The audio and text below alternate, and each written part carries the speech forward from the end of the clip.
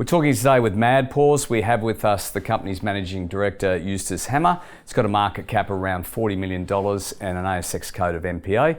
Justus, thanks for your time. Thanks for having me. Now, we're just talking about the pet industry. It's fascinating. Can you give us can you describe the business model of Mad Paws? Sure. So Mad Paws is really a pet services and products ecosystem. So you find pretty much everything for your dog.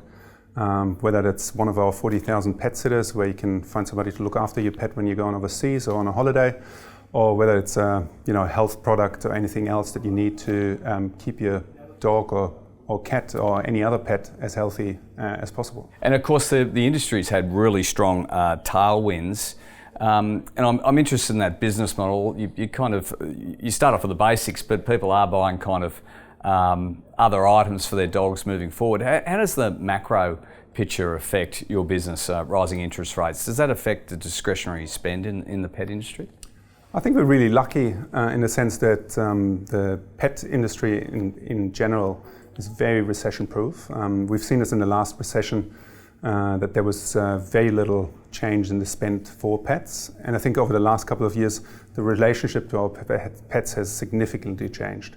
Now pets are sleeping in their owners' beds. They're being looked after as good as any other family member. So we're kind of feeling very sure where we're at, even if a recession is coming, with people probably reducing their spend on themselves a little bit more than they would on their pets. And of course, as I said, it's a growing industry. I think Bunnings are now talking about allocating 10% of their floor space to pet care, if you like. Yeah. Is it too competitive, the industry? No, I don't think so. I think there's still a lot of room, and Bunnings in particular is a very specific offering. We are very specialised, kind of more on the premium end probably in terms of the pet owners.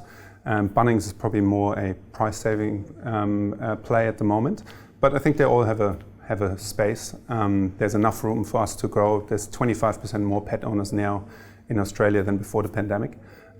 So I think the industry is still growing a lot faster than any other industry. You spoke about kind of differentiation. How do you differentiate yourself from those competitors? One of the things we're most passionate about is kind of data. We're coming from a marketplace perspective. We built the pet services marketplace first. You can't build a hyper-local services marketplace without actually being data obsessed. And so data is kind of what we pride ourselves on. And I think we've got a huge advantage over your traditional retailers. Traditional retail, it's very hard to ask you 50 questions about your pet if you're just trying to buy the cheapest kibble. But if we're looking at the marketplace, we're trying to find the best pet sitter for you. So you're very inclined as a client to give us a lot of data about your pets. So this is not just the name and breed on age, but this is about kind of where do you live, what kind of behavioral traits the dog might have. Is there any health issues with the dog? Do they take any medication? So all that information is given to us throughout the marketplace, and we then use that to fire up our cross-sell and make sure that we can put the right products and services in front of you at the right time. And I think I saw that your online marketplace has an enormous subscriber base. Is that correct? Yeah, so we've got over 300,000 customers on the marketplace, over 40,000 sitters. And I think the sitters are particularly interesting for us as well. They're really kind of ambassadors for us. They love working with us. They love what they're doing. They're looking after pets. And so it's a huge opportunity for us to get them more involved into the ecosystem and actually ultimately also using them to sell other products for us.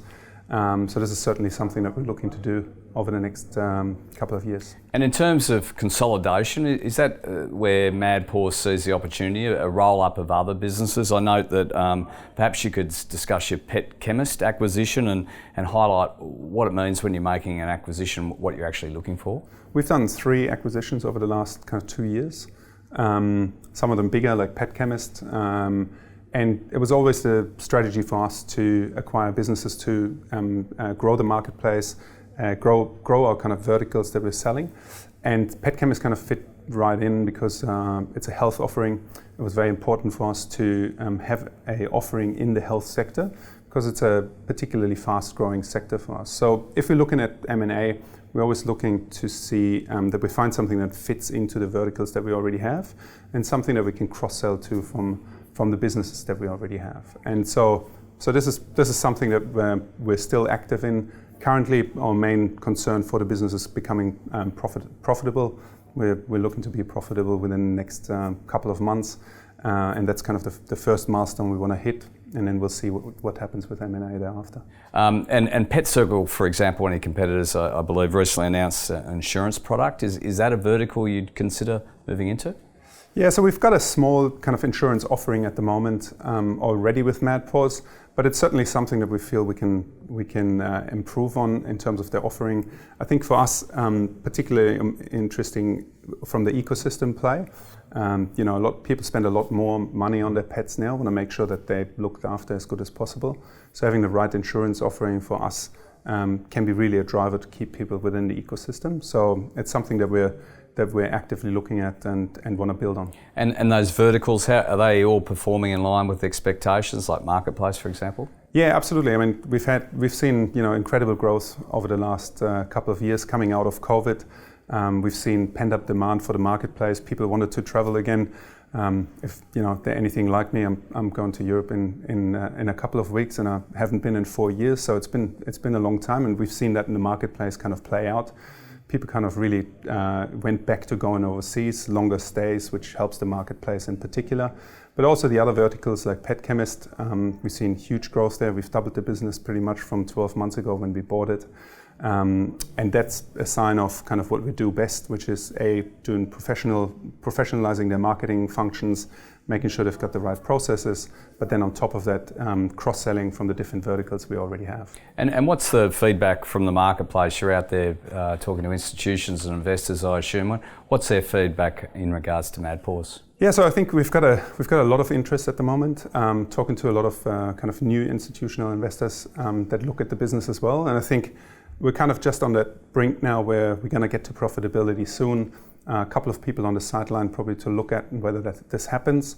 But I think that's why it's an interesting time to get in now. I think from a pricing perspective, we're well priced at the moment.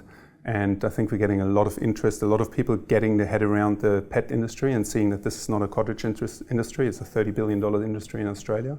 So there's a huge opportunity here to build a much bigger business than we are now. Justus Hammer, thanks for your time. Thanks so much.